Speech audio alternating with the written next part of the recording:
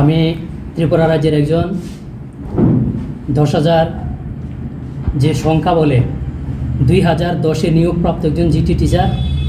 21/5/2010-এ আমি সরকারি চাকরিতে জয়েন করি।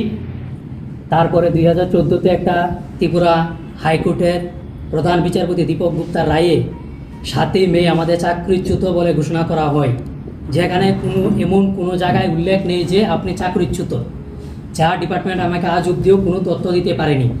তারই পরিপ্রেক্ষিতে অনেকগুলি কেস মামলা আমাদের হাইকোর্টে, ত্রিপুরা রাজ্যের হাইকোর্টে হয়েছে।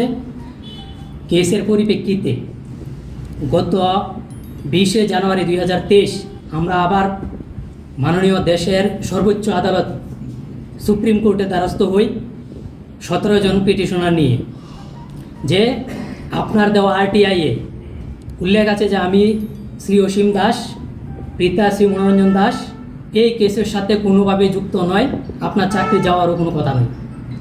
তার পরিপ্রেক্ষিতে আমরা যে কেস বা মামলাটা শুরু করি, প্রথম মামলাটা শুনে বিচারপতিদ্বয় শোনার পরে বলে যে এইভাবে কন্টেম্প্ট কেস হবে না, তোমাদের যদি বাঁচার কোনো অন্য উপায় থাকে তোমরা ওইভাবে অগ্রসর হতে পারো। তা বলে আমাদেরকে একটা রেমেডি দিয়ে দেয় যে তার জন্য তোমাদের হাইকোর্টও দরজা খোলা, সুপ্রিম কোর্টও দরজা খোলা। তারপর আমরা আবার আমাদের মাননীয় অ্যাডভোকেটদের সঙ্গে আলোচনা করে বুঝলাম যে যেহেতু হাইকোর্টও রায় দিয়েছে, হাইকোর্ট বলছে সুপ্রিম কোর্টের রায়ে তোমাদের চাকরি চলে গেছে, তার জন্য আমরা আবার পুনরায় সুপ্রিম কোর্টে দ্বারস্থ হই।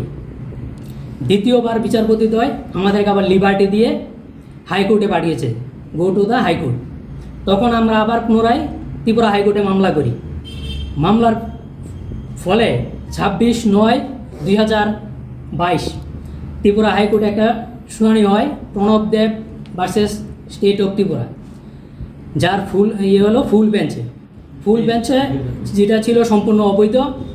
তারপরের পরিপ্রেক্ষিতে আমাদের কেসটা ওঠার পর বিচারপতিদের বলে দেয় অলরেডি এই কেসটা একটু আগে শুনানি হয়েছে, এটা একটা সিমিলার ম্যাটার বলে আমাদের কেসটা ডিসমিস করে দেয়। কিন্তু আমরা বলেছি যে আমাদের কেসটা তো সুপ্রিম কোর্ট থেকে পাঠিয়েছে, আপনারা আমাদের কেসটা একটু মনোযোগ দিয়ে শুনুন, কিন্তু আমাদের কেসটা শুনেনি।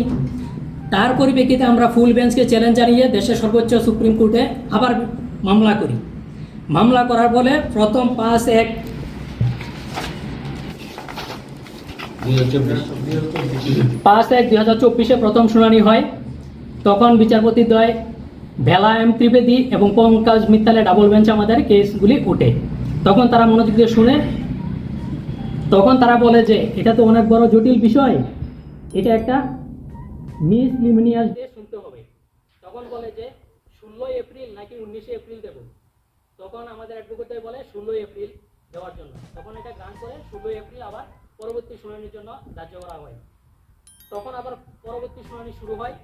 তারপরে দীর্ঘক্ষণ শুনানির পরে আমাদের পক্ষে মামলাগুলি পরিচালনা করেন হবেন যিনি মেনকা গুরুস্বামী, জম্মু কাশ্মীরে যে 370 ধারা উনি এই কেসটা লড়েছেন, ওনাকে আমরা নিয়োগ করি।